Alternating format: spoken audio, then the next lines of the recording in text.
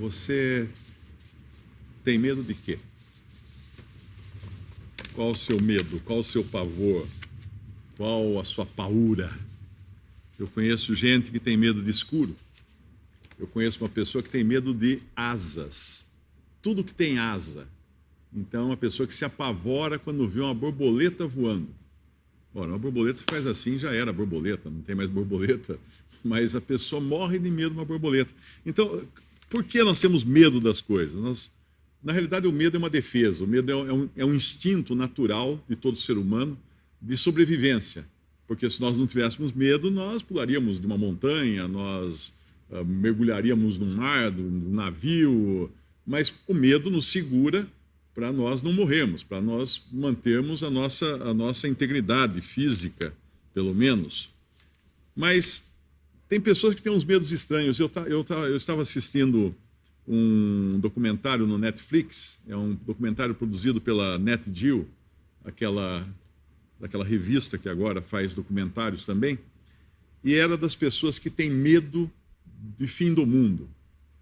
Não exatamente medo da destruição do mundo, tem medo das coisas se desgringolarem completamente na sociedade e, de repente, as pessoas ficarem loucas e quererem roubar e matar para comer, para conseguir comida. Então, eles têm medo, são americanos, norte-americanos. No país mais rico do mundo, existem pessoas agora se preparando para viver uma situação em que a casa deles vai ser invadida, a comida deles vai ser roubada, e eles se preparam como se eles assistissem todos os dias aquele Walking Dead, que o mundo vai ficar cheio de zumbis para lá e para cá comendo gente. Eles se preparam, uns porque pode ter uma guerra atômica, outros porque pode ter atentados terroristas em grandes cidades e as pessoas ficarem desesperadas e causar uma convulsão social. Outros porque têm medo que todo o sistema norte-americano, o sistema econômico, venha a desmoronar e falte comida, falte energia, falte segurança e tudo mais, e a sociedade vira um caos, uma anarquia completa. E aí esse documentário, eles vão mostrando diversas pessoas e famílias que estão se preparando para esse momento. E quando você vê aquilo, você fala assim, mas peraí, isso é muito louco. Isso é muito louco. Os caras estão se armando até os dentes. Então, família inteira, todo mundo, menino de 4 anos de idade, tem uma espingardinha pequenininha, com bala de verdade, e aprendendo a se defender, a matar uma pessoa que queira invadir a chácara deles, lá o sítio. As pessoas tendo, inclusive, morando na cidade, uma grande cidade como Boston, e comprando terras fora de Boston e construindo um forte lá, para que, se acontecer uma convulsão social em Boston, eles possam fugir para essas terras e se esconderem lá e se defenderem lá. Não sei exatamente, porque acham que vão encontrar uma estrada livre, desimpedida, para fazer isso e viajar até as suas terras.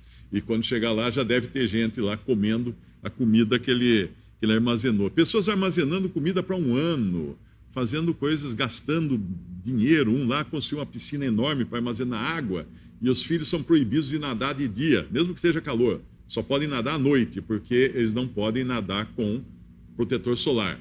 Então, para não contaminar a água, eles podem nadar à noite, não de dia, porque aquela água vai servir para o fim do mundo, vai servir para a hora da necessidade. Tem um outro, inclusive, o cara é tão maluco que ele está armazenando comida para anos, água e comida para anos, na casa que ele construiu, fortificada. Só que 10% da comida, ele conta lá que ele envenenou. 10% da comida e da água ele envenenou, para que ninguém entre lá para roubar sua comida e sua água. E só ele sabe qual está envenenada. Só ele conhece qual é a comida. Agora, pensa assim, é uma pessoa que não pensa, por exemplo, no caso, vamos ver, ok, aconteceu uma coisa, eu morri.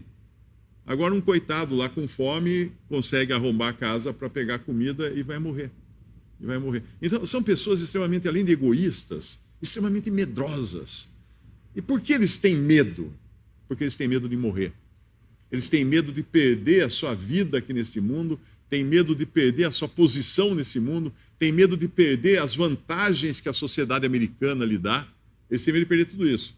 E o mais engraçado, a pessoa mais sensata de todo o documentário foi uma colombiana que um desses caras aí conseguiu pela internet, num site de namoro, e se casou com ela. E ela não está acreditando nada nisso. Na verdade, quando entrevistaram ela, ela fala assim: olha, eu não acredito porque se Deus quiser que a gente morra, nós vamos morrer. Simples assim. Não tem outra solução. E outra, lá na Colômbia, aqui todo mundo se prepara para quando vier o pior, mas na Colômbia nós já vivemos no pior. Todos os dias nós vivemos no pior. Então ninguém lá se prepara para o pior. Nós já estamos vivendo no pior. E essa foi a mais sensata de todas. Agora, medo é bom? Medo é bom para você se defender, como eu falei, como reação de sobrevivência. Mas existe também um temor que é benéfico. Provérbios 1:7 diz assim: o temor do Senhor é o princípio do conhecimento. Os loucos desprezam a sabedoria e a instrução. E Provérbios 14:26 diz que no temor do Senhor há firme confiança e Ele será o refúgio para os seus filhos. Ele é o refúgio. Ele pode construir uma casa-mata, pode construir um forte Apache, pode construir tudo. Se o Senhor não guardar a cidade, em vão vigia a sentinela. Não adianta, não adianta. Esse medo também pode levar a pessoa a um medo, a um temor maléfico, né? Um temor que é instigado pelo próprio Satanás. E em 2 Timóteo, capítulo 1, versículo 7, diz que Deus não nos deu, e agora está falando aqui, a pessoas que conhecem a Cristo. E nesse documentário, muitos ali andam com a Bíblia na mão e tudo, e com a arma na outra, para matar os invasores. E aí você fala: mas peraí, o que é isso? Que evangelho que eles escutaram? Não é? Onde eles viram isso? De querer a todo custo exterminar aqueles que puderem causar algum mal a eles. Porque Deus não nos deu o espírito de temor. Um salvo não tem que ter espírito de temor, um salvo por Cristo, mas de fortaleza, de amor e de moderação. E não é nem um pouco moderado um cara que estoca comida para 1, 2, 10 anos no seu porão, gastando milhões ali, porque inclusive tinha uma esposa lá muito brava, que o marido foi fazer compras em comida feita tipo para o exército, né, para durar vários anos. E quando ela pergunta para ele quanto você gastou, ele fala $54 mil. $54 mil de comida, que vai jogar fora depois, porque eles não vão comer. Ela vai vencer, vai jogar fora, vai comprar um outro pacote daquele para poder. Então é uma loucura, não tem moderação nenhuma nisso. Isso não é um sentimento cristão de maneira nenhuma. O Senhor Jesus, quando saiu desse mundo, ao se despedir dos seus discípulos, ele disse: deixo-vos a paz, a minha paz vos dou. Não vou lá dou como o mundo a dá, porque o mundo pode dar uma paz, dá uma paz ao mundo, mas uma paz à base de armas, à base de guardar a comida, a paz do mundo, não tem nada a ver com a paz que Cristo dá. Não se turbe o vosso coração, nem se atemorize. Isso disse Jesus antes de partir. E em 1 João 4,18 diz que no amor não há temor. Antes, o perfeito amor lança fora o temor, porque o temor tem consigo a pena. E o que teme não é perfeito em amor. Que amor que ele está falando aqui? O amor de Deus. Uma pessoa que conheceu o amor de Deus não terá temor, não terá medo, porque o perfeito amor lança fora o medo. Lança fora o medo, porque o que crê em Cristo está seguro agora nas mãos do Senhor, nas mãos de Deus. Na minha Bíblia Revista e Corrigida, eu fiz uma contagem, tem 58 vezes a expressão não temas. Não temas. 58 vezes. Deus queria nos dar algum recado com isso, para dizer não temas, não temas, não temas. Agora, como que eu posso não temer? No Salmo 58, no Salmo 56, 11, responde: em Deus tenho posto a minha confiança, não nas armas. É claro que a gente põe grade na janela, a gente faz seguro do carro, põe um antivírus no computador, tudo bem até aí, porque sabendo que tem um perigo imediato, nós cuidamos para não tentar Deus, não é? Eu não vou atravessar um beco e sair por uma rua escura, que eu sei que ali pode ter criminosos, eu vou escolher uma rua iluminada. Ah, não, eu vou pela escura porque Deus vai me guardar. Não, mas você está tentando a Deus. Você vai pular do telhado? Ah, não, Deus vai me guardar, eu vou pular do telhado. Não, aí é tentar a Deus. Mas as coisas que nós podemos fazer, nós fazemos. Só que em Deus tenho posto a minha confiança, não temerei o que me possa fazer o homem. assim deveria ser a vida de todo ser humano e assim do cristão. É isso que é prometido para o cristão. Em Jó 13, 14 a 15, Jó foi um homem que recebeu ataques de todos os lados. E no meio do seu sofrimento, da sua angústia, ele fala isso. Por que razão tomaria eu a minha carne com os dentes e poria a minha vida na minha mão? Ainda que ele me mate, nele esperarei. Contudo, os meus caminhos defenderei diante dele. Defenderei os meus caminhos diante dele, não diante dos homens. Não diante dos homens. Ainda que ele me mate, ou seja, ainda que possa acontecer o pior para mim, eu ainda continuarei confiando em Deus. Isso é a confiança de uma pessoa que conhece realmente o verdadeiro amor. Mas por que as pessoas têm medo de morrer? As pessoas têm medo de morrer por causa do desconhecido que vem depois e por causa do sentimento de culpa que todo ser humano carrega por causa dos seus pecados. E ele tem medo de ter que se enfrentar, de se encontrar com Deus. Até o ateu morre de medo de morrer. O ateu morre de medo de morrer. E muitos que lidam com morte o tempo todo. Eu lembro, viajei uma vez com um casal que me deu carona, no casal espírita, e eu, uma viagem longa, mais de 2 dias viajando de carro, e eu dirigia a maior parte do tempo o carro deles, porque ele era um casal idoso, e eles morriam de medo de morrer. Eram espíritas, falavam com espíritos, faziam não sei o quê, achavam que o além está logo ali depois da curva, mas morriam de medo de morrer. Eles tinham medo de morrer, eles tinham pavor de morrer. Eu falava do evangelho, mas não queria, eles tinham medo de morrer.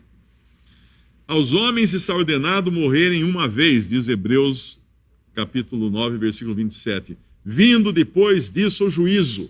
Por isso que o homem tem medo de morrer. Porque tem um juízo esperando por ele ali no fim da rua. Está determinado aos homens morrerem uma vez. Não vai morrer 2, 3, 4, 10 encarnações. Uma vez. A Bíblia é clara nisso. E depois dessa morte, o juízo. O juízo.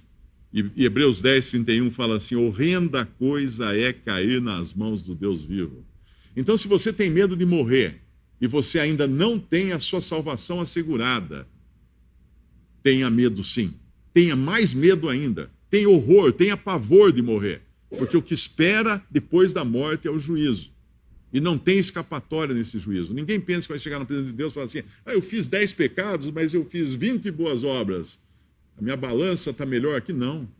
Adão e Eva foram expulsos da presença de Deus por causa de um pecado. Quantos pecados você tem? Mais de um? Já perdeu. Perdeu. Não tem jeito. Hebreus 2,14 diz que, e visto como os filhos participam da carne e do sangue, também ele, Cristo, participou das mesmas coisas, carne e sangue, para que pela morte aniquilasse o que tinha o império da morte, isto é, o diabo, e livrasse todos que, com medo da morte, estavam por toda a vida sujeitos à servidão. Que boa notícia! Cristo veio morrer, o Filho de Deus, Deus assumiu um corpo humano, morreu na cruz, para quê? Para aniquilar aquele que tinha o império da morte. Quem é? Satanás. Por que Satanás tinha o império da morte, o poder da morte? Porque foi ele que causou a morte lá no Jardim do Éden.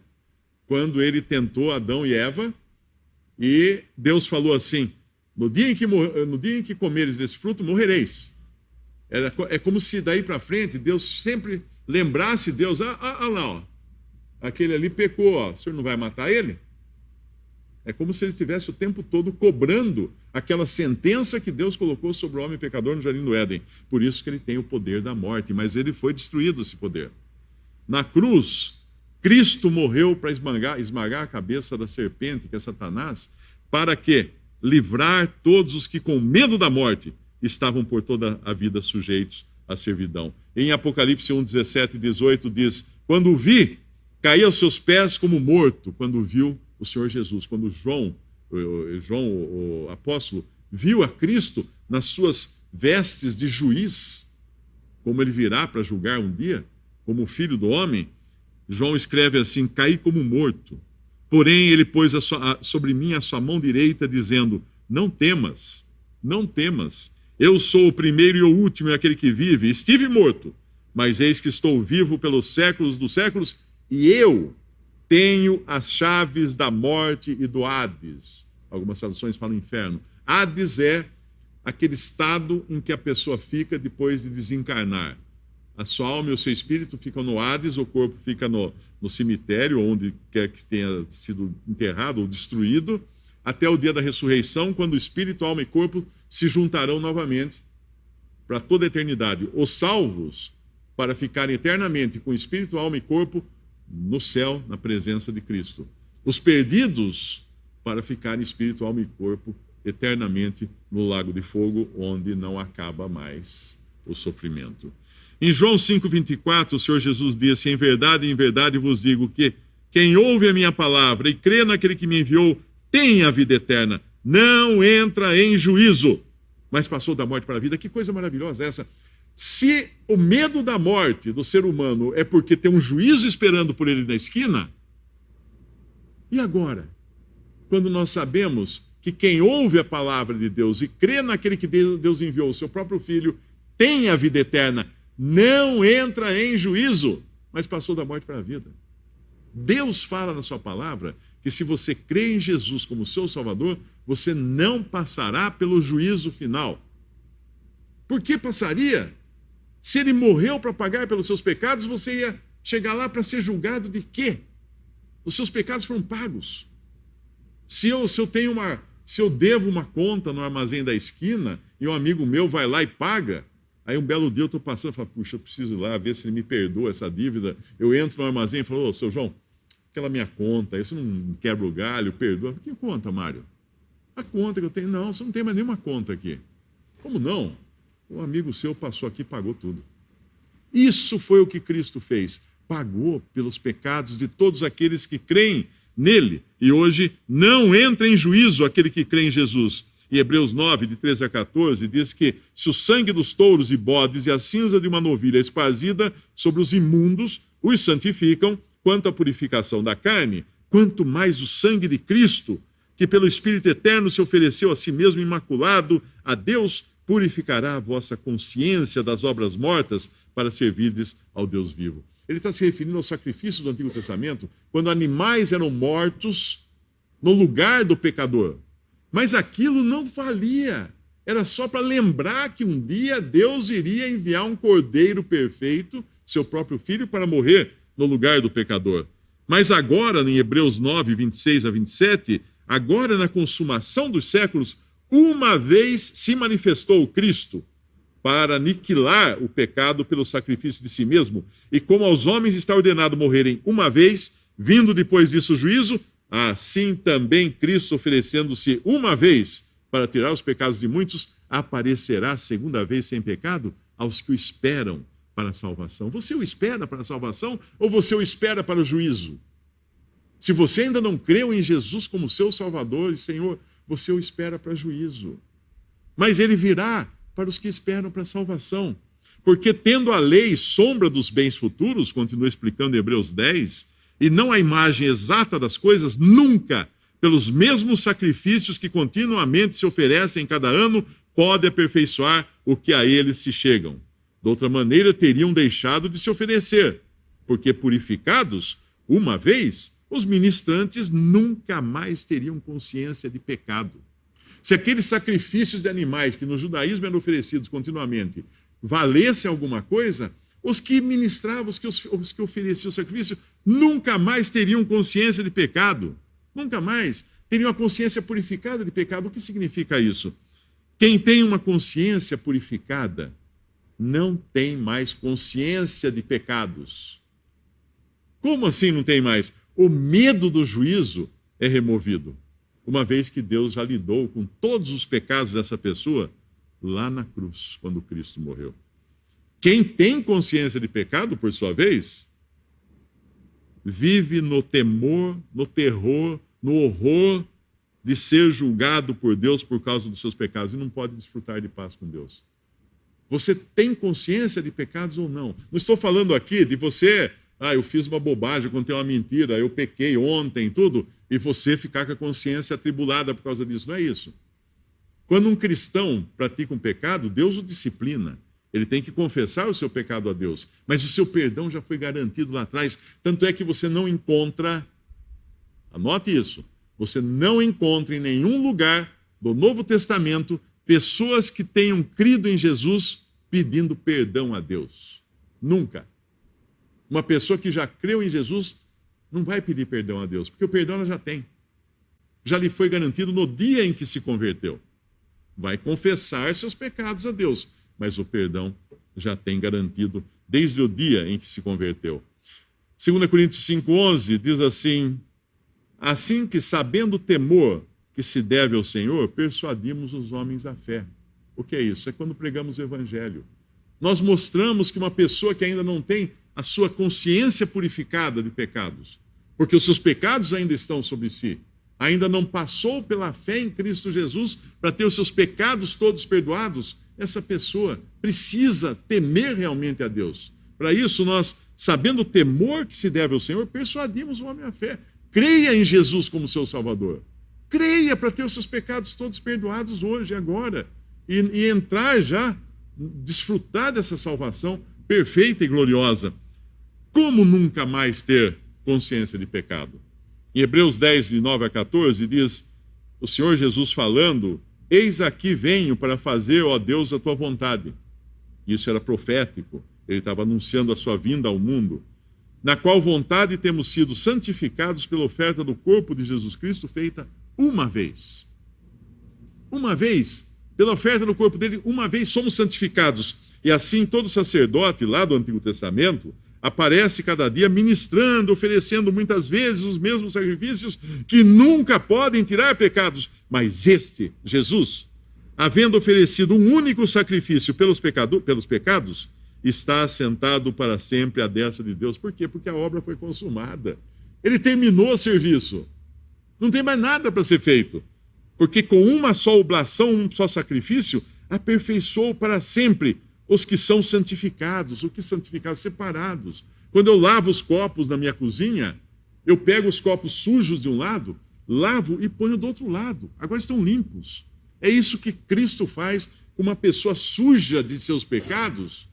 Quando crê nele, o seu sangue redentor remove os pecados dessa pessoa, perdoa os pecados dessa pessoa, redime essa pessoa e coloca ela de um outro lado, uma outra categoria agora, a categoria daqueles que são santificados pela obra que Cristo consumou no Calvário.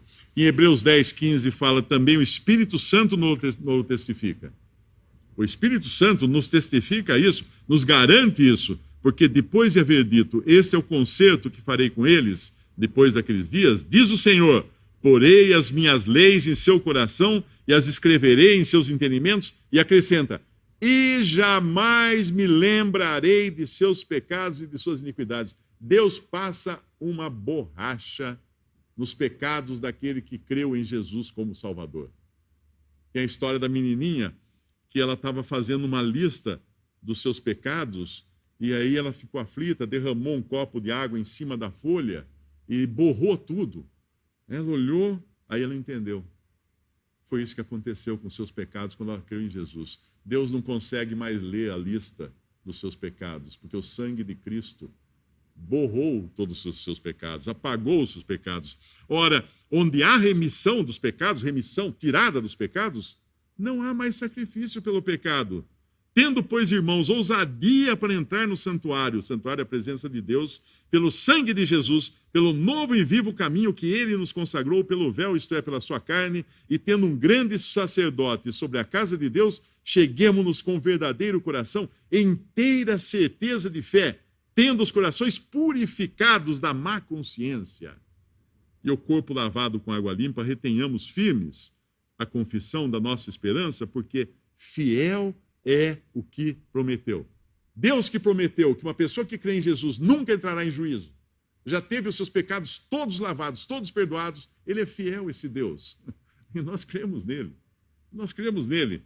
E não temais, o Senhor Jesus em Mateus 10, 28, fala assim: não temais os que matam o corpo, como temem aqueles homens, aquelas famílias lá nos Estados Unidos, nesse documentário, que estão armados até os dentes, dando metralhadora até para criança aprender a atirar, envenenando a comida para outros morrerem se tentarem invadir a casa, alarmes para todos os lados, muralhas, cerca eletrificada. Não temais os que matam o corpo e não podem matar a alma. Temei antes aquele que pode fazer perecer no inferno alma e corpo. Quem é esse que pode fazer isso? Deus. E como não ter mais esse medo de Deus e do juízo? Crendo em Jesus. Quem ouve a minha palavra e crê naquele que me enviou, tem a vida eterna. Não fala que terá, talvez, quem sabe, um dia. Não, tem a vida eterna. Não entrará em juízo. Mas passou da morte para a vida. A morte ficou lá atrás. Agora é vida. Agora é vida. E o desfrutar, o Senhor fala, não se vendem 2 passarinhos por um ceitil, e nenhum deles cairá em terra sem a vontade do vosso Pai. E até mesmo os cabelos da vossa cabeça estão todos contados. Não temais, pois, mais valeis vós do que muitos passarinhos. Com a razão estava aquela colombiana. Com a razão estava aquela colombiana. O mundo já é pior em todos os efeitos. O mundo é pior de toda maneira. Não dá como você se preparar para o pior. A única maneira de se preparar para o pior é o pior dos piores, que é o juízo de Deus. Para esse deve se preparar. Como se prepara? Atrás de uma muralha? Não. Protegido pelo sangue de Cristo que nos purifica de todos os nossos pecados. O sangue de Jesus, seu Filho, nos limpa de todos os nossos pecados. Se Deus não nos guardasse, nenhum de nós sobreviveria.